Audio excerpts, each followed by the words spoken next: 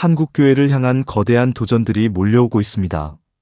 2026년 대한민국 교회는 그 어떤 해보다도 거대한 도전에 직면해 있습니다. 현 정권에서 만들어지고 있는 교회를 향한 악법들의 제정과 반기독교 세력의 도전이 그 어떤 시대보다 거세게 몰아쳐오고 있습니다.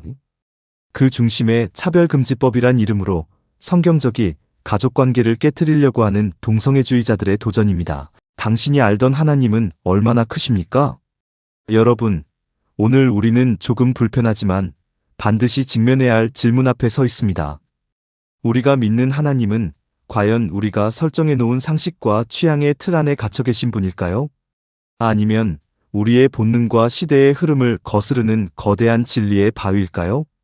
하나님을 안다는 것은 단순히 마음의 위안을 얻는 것이 아닙니다. 그것은 때로 나의 가장 견고한 가치관이 무너지는 고통을 수반합니다. 오늘 이 시간을 통해 여러분께 도전합니다. 여러분은 하나님의 사랑을 나를 무조건 용납하는 방종으로 이해하고 계십니까? 아니면 나를 거룩하게 빚어가시는 창조주의 손길로 믿고 계십니까? 이 영상이 끝날 때쯤 여러분의 마음속에 그저 세상이 말하는 정답이 아니라 하늘이 내리는 은혜의 무게가 남기를 소망합니다. 하나님께서는 지금 이 순간에도 여러분의 영혼을 향해 묻고 계십니다.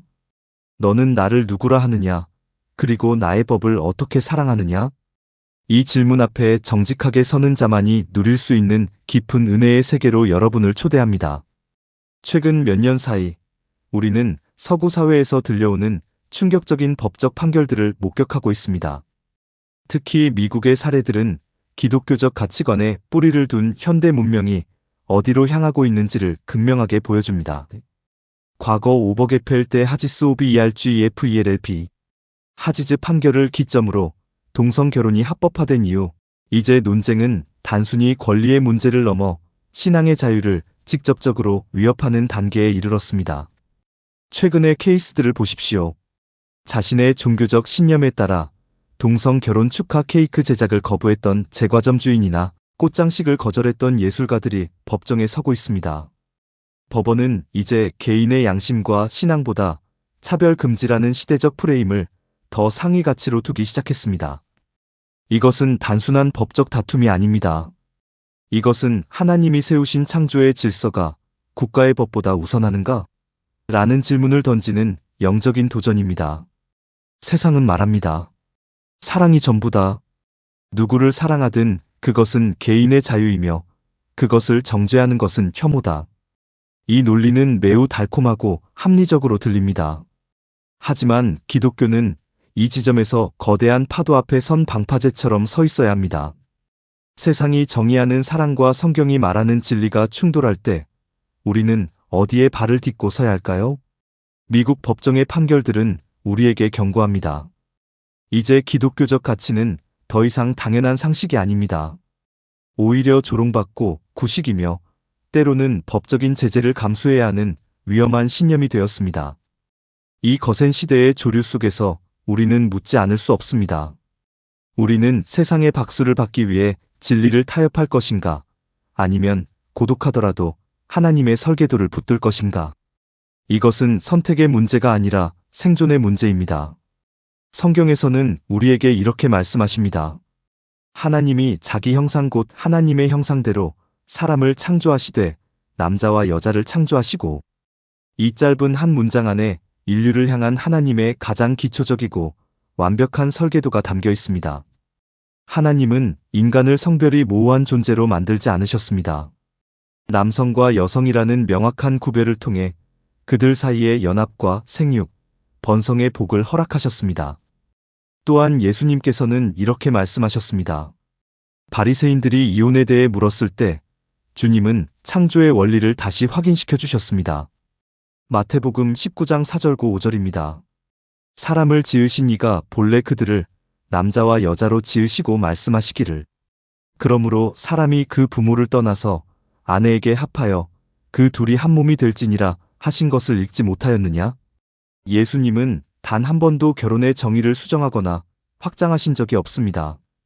주님께의 사랑은 언제나 진리라는 궤도 위에서만 달리는 기차와 같았습니다. 성경은 동성애를 단순히 여러 죄 중 하나로 취급하는 것을 넘어 로마서에서 바울은 하나님의 창조 질서를 정면으로 거스르는 순리대로 쓸 것을 영리로 쓰는 것이라 엄중히 경고합니다. 이것은 특정한 사람을 미워하라는 뜻이 아닙니다. 하나님께서 인간에게 선물하신 가장 아름다운 성의 원형이 왜곡되는 것에 대한 창조주의 아픔이 담긴 선포입니다. 예수님은 가늠하다 잡힌 여인에게 나도 너를 정죄하지 아니하노니라고 말씀하셨습니다. 그러나 거기서 멈추지 않으셨습니다. 예수님께서는 분명히 이렇게 덧붙이셨습니다. 가서 다시는 죄를 범하지 말라요. 한복음 8장 11절. 주님의 긍휼은 죄를 없다고 하시는 것이 아니라 죄에서 벗어나 빛으로 걸어나오게 하는 힘입니다. 성경의 권위는 우리를 억압하기 위함이 아니라 우리가 가장 인간답게 살 수 있는 안전한 울타리를 제공하기 위해 존재합니다. 그 울타리를 허무는 것은 자유가 아니라 방황의 시작일 뿐입니다. 그렇다면 이 엄중한 말씀 앞에서 우리는 어떤 은혜를 발견해야 할까요? 우리는 모두 어떤 면에서든 깨어진 존재들입니다. 누군가는 성적인 문제로, 누군가는 탐욕으로, 누군가는 교만으로 하나님의 설계도를 이탈해 있습니다. 동성애의 문제 역시 인간의 전적인 타락 이후 나타난 수많은 아픔 중 하나임을 인식해야 합니다. 은혜란 무엇입니까? 은혜는 우리가 비정상적인 상태에 있음에도 불구하고 하나님께서 여전히 우리를 당신의 자녀로 부르신다는 사실입니다. 하지만 진정한 은혜는 거기서 멈추지 않습니다. 진정한 은혜는 우리를 있는 모습 그대로 사랑하시되 있는 모습 그대로 두지 않으시는 하나님의 열심입니다. 마치 명장이 깨진 도자기를 다시 녹여 더 견고한 작품으로 빚어내듯 하나님은 우리의 뒤틀린 욕망과 혼란을 십자가의 보혈로 정화하길 원하십니다. 성경에 나오는 수많은 세리와 창녀들이 예수님을 만나 변화된 것은 그들이 대단해서가 아닙니다. 하나님의 거룩하심이 그들의 삶에 침투했을 때 과거의 어둠이 더 이상 매력적이지 않게 되었기 때문입니다. 우리가 동성애 문제 앞에서 가져야 할 태도는 심판자의 돌팔매질이 아니라 함께 울어주는 십자가의 사랑이어야 합니다. 그들이 느끼는 정체성의 혼란과 외로움을 깊이 공감하되 그 치유의 종착역은 결국 하나님의 창조 원형으로의 회복임을 분명히 가르쳐야 합니다. 이것이 가장 큰 자비입니다. 병자에게 병이 없다고 거짓말하는 의사는 자비로운 의사가 아닙니다. 아프더라도 메스를 대어 종양을 제거하고 다시 걷게 하는 의사가 진짜 생명을 사랑하는 의사입니다. 하나님은 동성애라는 거대한 파도에 휩쓸린 영혼들을 포기하지 않으십니다. 그분이 우리에게 요구하시는 거룩함은 무거운 짐이 아니라 우리가 사탄의 속임수로부터 보호받을 수 있는 가장 강력한 갑옷입니다. 우리가 이 진리를 붙들 때 교회는 세상의 비난 속에서도 생명의 방주로서의 역할을 감당할 수 있을 것입니다. 길 잃은 영혼들이 돌아와 창조주가 본래 계획하셨던 참된 안식과 질서 있는 사랑을 경험하는 것, 그것이 바로 이 시대에 우리가 꿈꿔야 할 은혜의 풍경입니다. 사랑하는 성도 여러분, 세상은 점점 더 넓은 길을 가라고 우리를 유혹합니다. 시대가 변했으니 진리도 변해야 한다고 말합니다.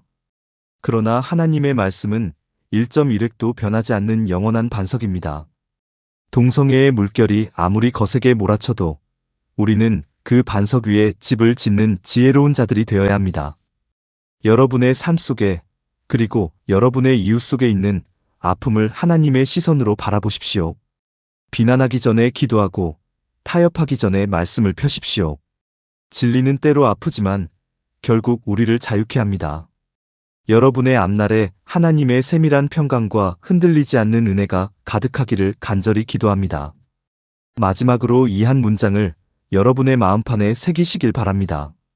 하나님의 사랑은 우리의 죄를 덮어주시는 덮개일 뿐만 아니라 우리를 죄로부터 건져 올리시는 생명의 밧줄입니다.